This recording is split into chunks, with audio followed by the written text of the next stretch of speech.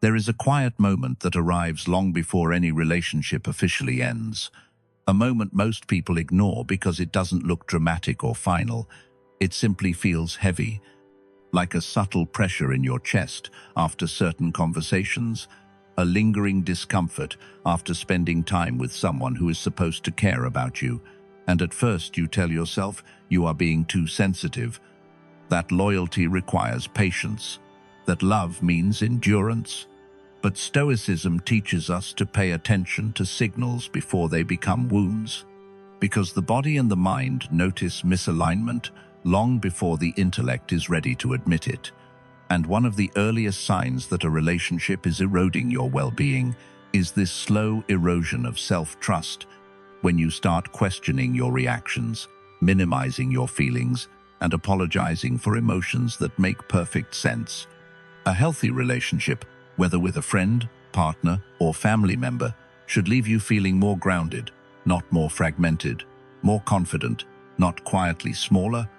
Yet many people remain entangled in relationships that steadily chip away at their self-worth because they confuse familiarity with safety and history with obligation.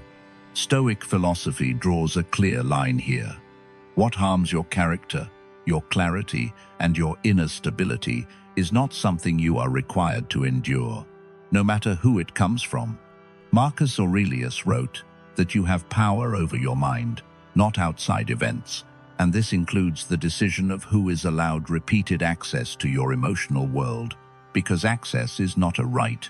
It is a privilege maintained by mutual respect. One of the first red flags appears when someone consistently makes you feel guilty for having needs, boundaries, or independent thoughts, when their approval feels conditional, granted only when you comply, agree, or sacrifice your own comfort. And over time, this dynamic trains you to associate love with self-erasure, to believe that harmony requires silence and peace requires submission. But Stoicism does not ask us to be passive. It asks us to be discerning. Guilt is often used as a leash by people who benefit from your compliance, and the moment you feel anxious before expressing an honest thought or rehearse your words to avoid triggering disappointment, you are no longer relating freely. You are managing a system that drains you. Another early signal is when respect feels inconsistent, when you are interrupted, dismissed, subtly mocked, or treated as optional, not through one explosive incident, but through a pattern of small behaviors that communicate your time and feelings are negotiable. And these moments matter because character is revealed in repetition, not exception. Stoicism teaches that we judge relationships not by promises or titles, but by consistent actions, because words are cheap, but patterns are honest. When someone repeatedly crosses emotional boundaries and then minimizes it, jokes it away, or frames your discomfort as overreaction, the issue is not misunderstanding. It is disregard, and disregard left unchecked does not improve. It normalizes itself. Many people stay because they hope clarity will come later, that if they explain better, tolerate longer, or give more, the relationship will stabilize. But Stoicism warns us against outsourcing our peace to future versions of other people. You cannot build stability on someone else's potential, only on their present behavior. Another subtle sign is emotional imbalance. When you find yourself constantly giving understanding, patience, time, or resources, while the other person takes without awareness or reciprocity, and you may excuse this imbalance by telling yourself they are struggling, that this phase will pass. But a relationship that always costs you and rarely restores you is not noble. It is unsustainable. Stoicism values generosity, but never at the expense of self-respect, because generosity without boundaries becomes self-neglect, and self-neglect is not virtue. It is avoidance disguised as kindness. Over time, these dynamics create an internal conflict where part of you knows something is wrong, while another part fears the consequences of distance, fear of being labeled selfish, dramatic, disloyal, or ungrateful. Yet Stoicism reminds us that being misunderstood by those who benefit from your silence is not a moral failure. It is often the price of integrity.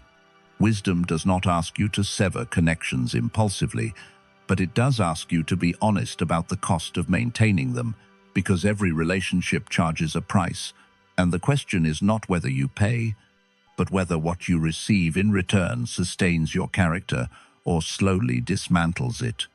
When a relationship leaves you consistently drained, doubting your worth, or walking on emotional eggshells, the Stoic response is not anger or confrontation, but clarity, the quiet recognition that something misaligned does not need to be fixed, justified, or explained endlessly. It needs to be re-evaluated. Ending contact is not always the first step, but awareness is, and this first step is about reclaiming your inner authority, about admitting that peace is not found by enduring what harms you, but by choosing what allows you to stand fully as yourself, without apology.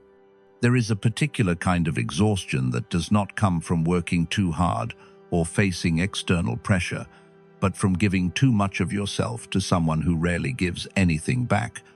And this imbalance is one of the clearest signs that a relationship is quietly draining your life force rather than supporting it. Because healthy relationships, from a Stoic perspective, are not about perfect symmetry, but about basic reciprocity, a sense that care, effort, and respect flow in both directions. Yet many people tolerate one-sided dynamics far longer than they should, because they mistake endurance for virtue and sacrifice for loyalty. Stoicism never glorified self-destruction in the name of connection. Instead, it taught moderation, clarity, and responsibility toward one's own inner state. And when a relationship consistently positions you as the giver, the fixer, the listener, the supporter, while the other person remains largely absent when your needs arise, the issue is not generosity, it is imbalance. And imbalance eventually becomes resentment if ignored. This pattern often shows itself in subtle ways at first, small moments where you notice that plans depend on your effort, that emotional conversations revolve around their struggles, that your time is treated as endlessly available while theirs is protected. And you may excuse this behavior by telling yourself they are stressed, distracted, or going through a difficult phase. But Stoicism encourages us to observe patterns without excuses, because compassion does not require blindness. When someone consistently takes without awareness or gratitude, it reveals not temporary hardship, but a habitual orientation toward relationships as resources rather than mutual bonds. One particularly telling sign appears around responsibility, especially practical responsibility, whether financial, emotional, or logistical, when someone always has reasons they cannot contribute, cannot show up, cannot share the load, yet somehow finds the capacity to invest generously in themselves, their pleasures, or their image. And this is not about money itself, but about priorities, because where effort flows reveals what is valued. Marcus Aurelius reminded himself not to be distracted by what people say, but to watch what they do. And in relationships, actions quietly answer questions, words never will. Another dimension of this imbalance is emotional labor. When you become the container for someone else's frustrations, complaints, and anxieties, while your own concerns are met with indifference, deflection, or quick dismissal. And at first you may tell yourself that listening is kindness, that being patient is maturity. But Stoicism draws a firm boundary between empathy and self-erasure, because empathy that leaves you depleted is no longer virtue, it is neglect of the self. Relationships like this create a subtle identity shift where you start to exist primarily in relation to someone else's needs, measuring your value by usefulness rather than presence, and this quietly undermines self-respect, because you are no longer met as a whole person, but as a function. Over time, this dynamic trains your nervous system to associate connection with fatigue, obligation, and emotional debt. And that is a powerful signal not to push harder, but to pause. and reassess. Stoicism teaches that every choice has a cost, including the choice to remain. And remaining in an imbalanced relationship costs clarity, energy, and sometimes dignity, because when giving is expected rather than appreciated, your generosity is no longer a gift, it is an obligation. And obligations that are not freely chosen corrode the spirit. Many people stay in these dynamics because they fear being perceived as cold or selfish if they withdraw. But Stoicism reframes withdrawal not as rejection, but as correction, a necessary adjustment to restore equilibrium. You are not required to bankrupt yourself emotionally to prove loyalty, nor are you obligated to subsidize someone else's comfort at the expense of your own stability. Epictetus taught that we must learn to distinguish between what is ours to carry and what is not, and another person's inability or unwillingness to reciprocate is not yours to fix. The Stoic response to chronic imbalance is not confrontation fueled by resentment, but distance guided by reason, a measured reduction of access, energy, and availability, allowing actions rather than arguments to reset the dynamic. This is where many people feel guilt, but guilt is often the echo of conditioning, not truth, because a relationship that requires you to ignore your own limits to survive is not asking for love, it is asking for compliance. When you step back from such relationships, something revealing happens. Either balance slowly returns through increased respect, or the relationship fades, revealing that it was sustained primarily by your effort all along, and either outcome provides clarity. Stoicism does not promise comfort in every decision, but it promises coherence, the peace that comes from living in alignment with reality rather than hope. And recognizing imbalance is not an act of cruelty, it is an act of wisdom, the kind that protects your capacity to give freely where giving is actually received. There is a profound difference between healthy disagreement and chronic conflict, yet many people confuse the two and slowly normalize relationships where tension, arguments, and emotional battles become the default state. And from a Stoic perspective, this is one of the clearest signals that peace is being traded for unnecessary struggle. A relationship that constantly pulls you into quarrels is not sharpening your character, it is eroding your inner stability, because wisdom is not proven through endless debate, raised voices, or the need to be right, but through restraint, discernment, and the ability to preserve harmony without sacrificing truth. People who thrive on conflict often carry an inner restlessness they have never learned to master, and instead of facing it within themselves, they project it outward, turning conversations into battlegrounds where someone must lose so they can feel momentarily validated. At first, these conflicts may seem situational, perhaps sparked by stress or misunderstanding, and you may tell yourself that every relationship has its rough patches. But Stoicism teaches us to observe patterns, not isolated moments, because repeated behavior reveals character more clearly than words ever could. When nearly every interaction feels like walking on a minefield, when small differences escalate into personal attacks, when you are frequently pressured to take sides, defend yourself, or manage someone else's emotional volatility. The issue is no longer the topic being discussed, it is the dynamic itself. Such relationships drain energy because they demand constant vigilance, forcing you to anticipate reactions, choose words carefully, and brace yourself emotionally. And over time, this hyper-awareness replaces ease with anxiety, which is incompatible with inner peace.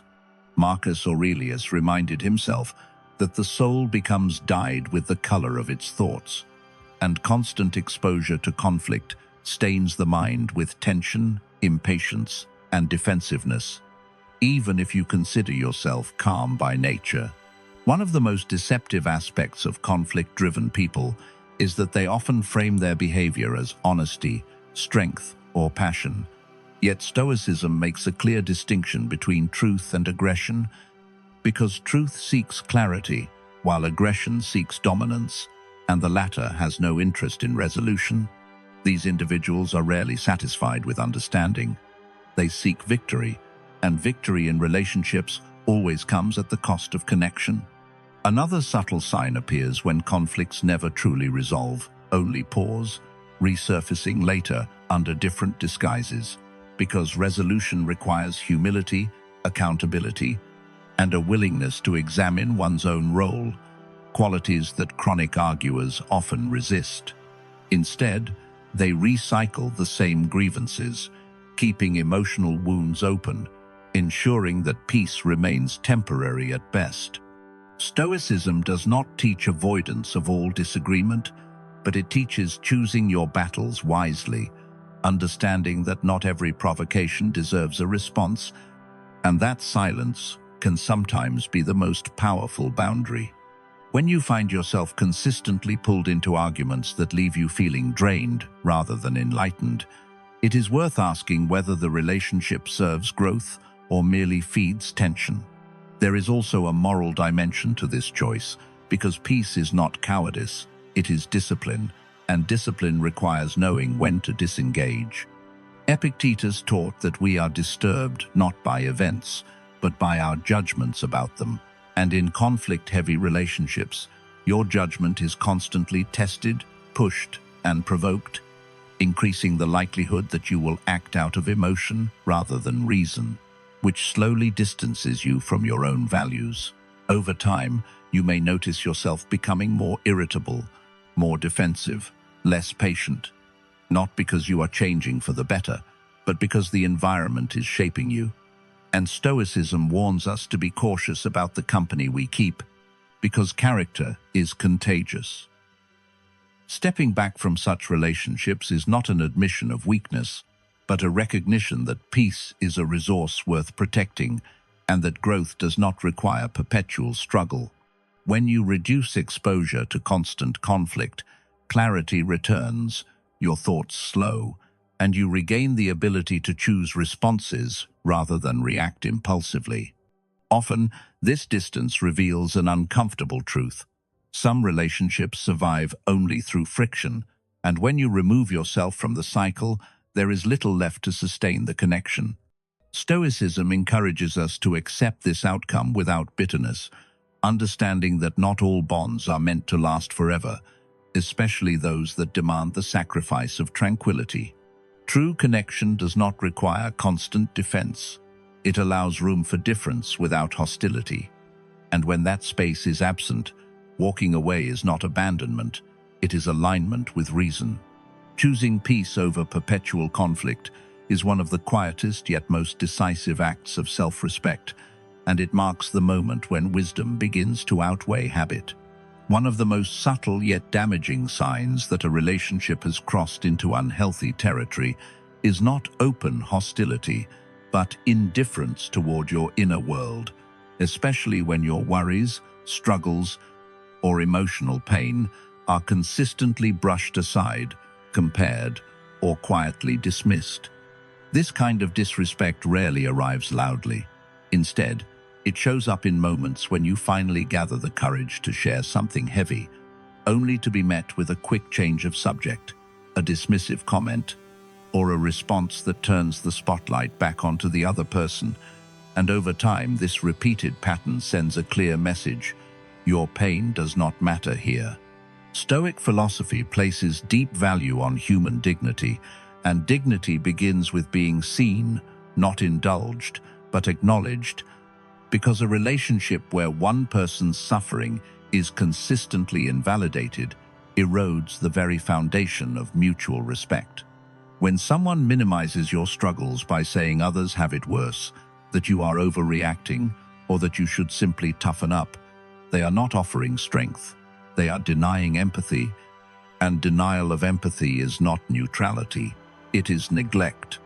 Marcus Aurelius wrote often about compassion, reminding himself that people act out of ignorance rather than malice.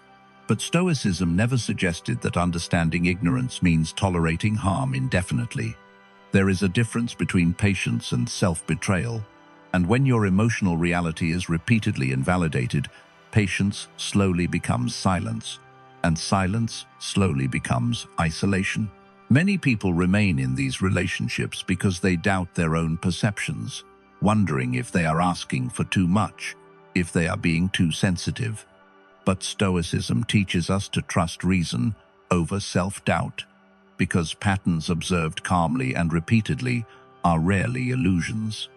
When you consistently leave conversations feeling unseen, when sharing becomes an act of vulnerability that is not met with care, the issue is not your expression, but the environment you are expressing it in.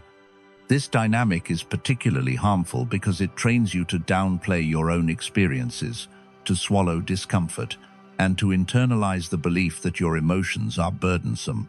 And once that belief takes root, it begins to shape how you treat yourself, lowering your own standards for care. Another revealing sign appears when the other person magnifies their own problems while shrinking yours, creating an unspoken hierarchy of suffering where only one narrative is allowed to exist. And this imbalance transforms the relationship into a one-way channel, not a shared space.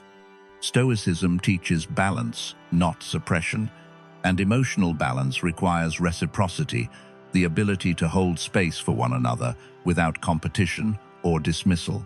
When empathy flows in only one direction, the relationship becomes transactional, not supportive. And transaction masquerading as intimacy is one of the quietest forms of emotional erosion. Choosing distance in these cases is not cruelty, it is clarity, because continued exposure to invalidation slowly convinces you that silence is safer than honesty. And a relationship that requires you to hide parts of yourself is not a refuge, it is a constraint. Epictetus taught that we should not hand over our peace to others, yet when you stay in environments where your pain is consistently minimized, you effectively outsource your emotional worth to someone unwilling to honor it. Stepping back restores agency, allowing you to reconnect with your own perceptions without constant correction or dismissal. Often, this distance brings relief before it brings sadness, and that relief is instructive because peace is not something you should have to earn by enduring disregard. Stoicism does not promise that others will understand you, but it empowers you to decide where understanding is a prerequisite for closeness. By choosing to disengage from those who trivialize your pain, you affirm a simple but powerful truth: that your inner experience is real, valid, and deserving of respect, even if it is never fully understood by everyone. Relationships that honor this truth become sources of strength, while those that deny it slowly hollow you out. And wisdom lies in knowing the difference before the damage becomes permanent. There is a quiet but deeply important signal your body and mind send you when a relationship is no longer aligned with your well-being. And that signal is the persistent sense of distress you feel before, during, or after seeing a particular person. This is not about occasional disagreements or temporary tension, but a consistent emotional weight, a tightening in your chest, a subtle anxiety, or a sense of exhaustion that appears whenever their name shows up on your phone or plans are made to meet them. Stoicism teaches us to observe our inner state with honesty rather than denial, because the body often recognizes imbalance long before the mind is willing to admit it. When a friendship or family bond repeatedly leaves you feeling drained, uneasy, or diminished, that discomfort is not random, it is information. Many people ignore this signal out of loyalty, nostalgia, or guilt, telling themselves that history alone is enough reason to stay connected. But the Stoics remind us that virtue lives in the present, not the past, and no shared memory obligates you to endure ongoing emotional harm. Over time, people change, values evolve, priorities shift, and while some relationships grow alongside us, others quietly fall out of rhythm, and forcing harmony where none exists only creates friction within yourself. Marcus Aurelius wrote about living in accordance with nature, and your nature includes emotional equilibrium, not constant inner resistance.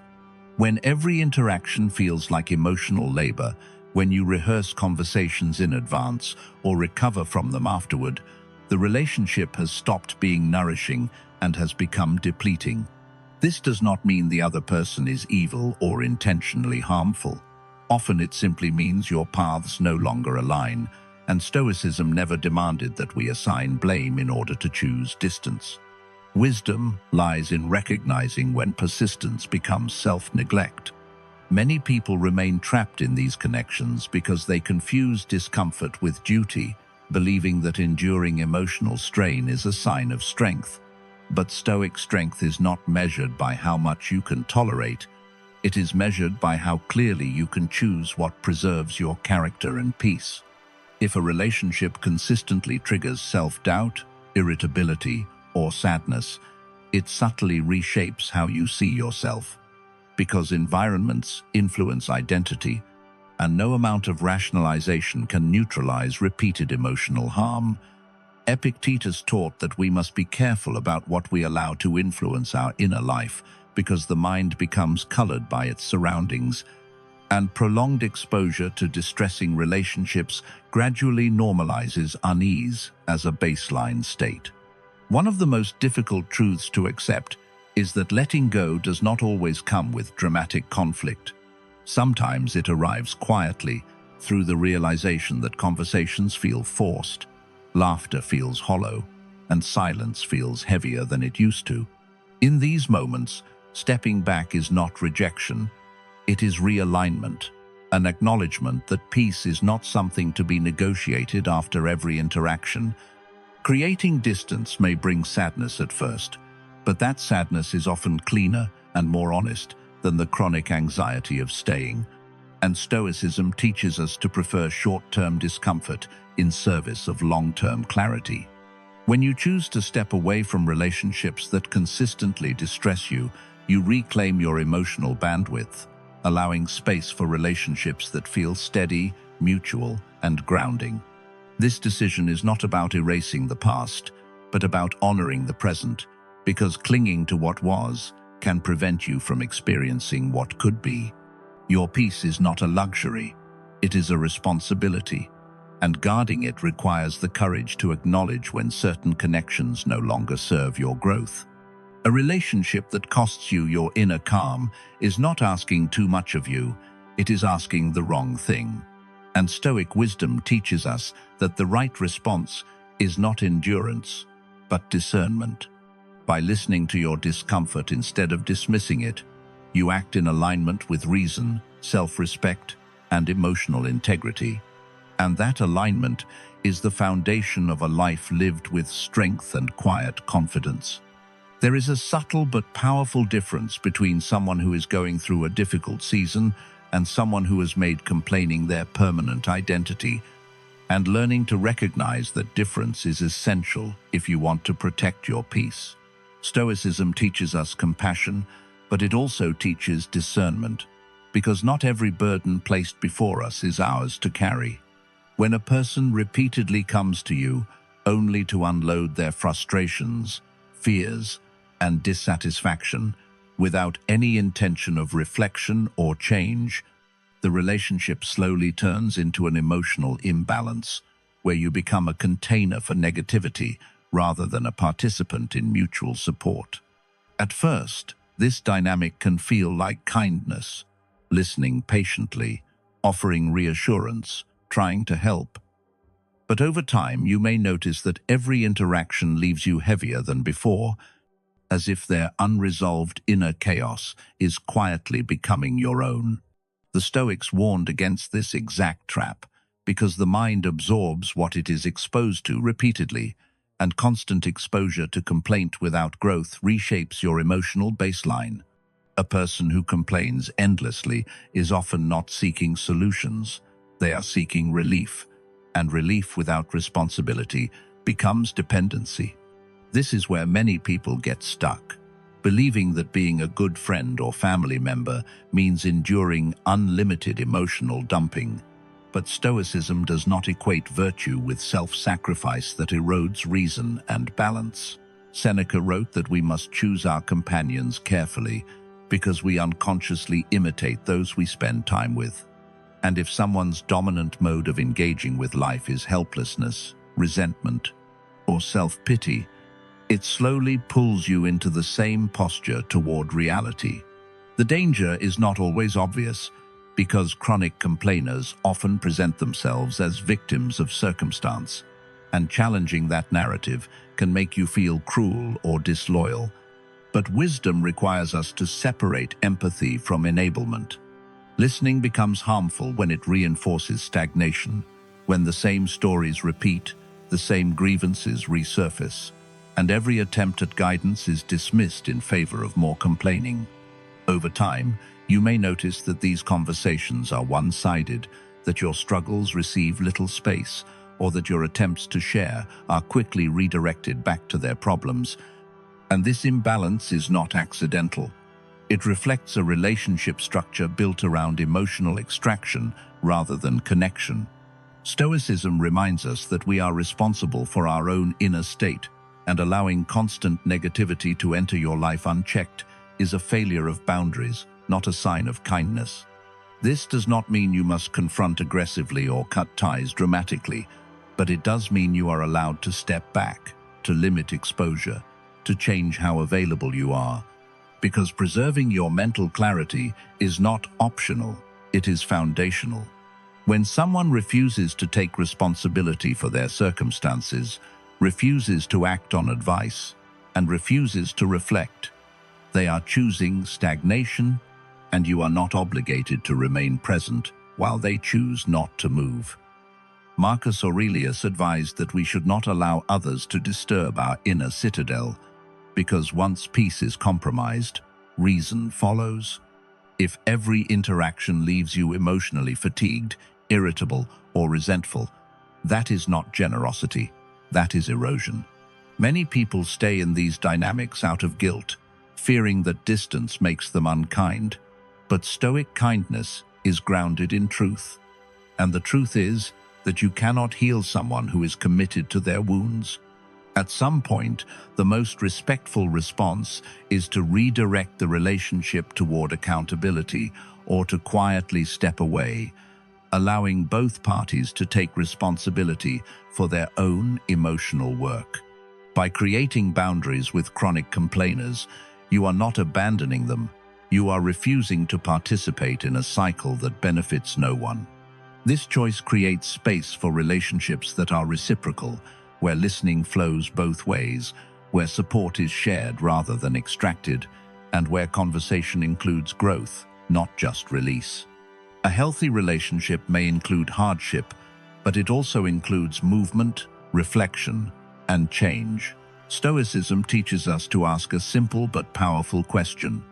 Does this relationship strengthen my character or weaken it?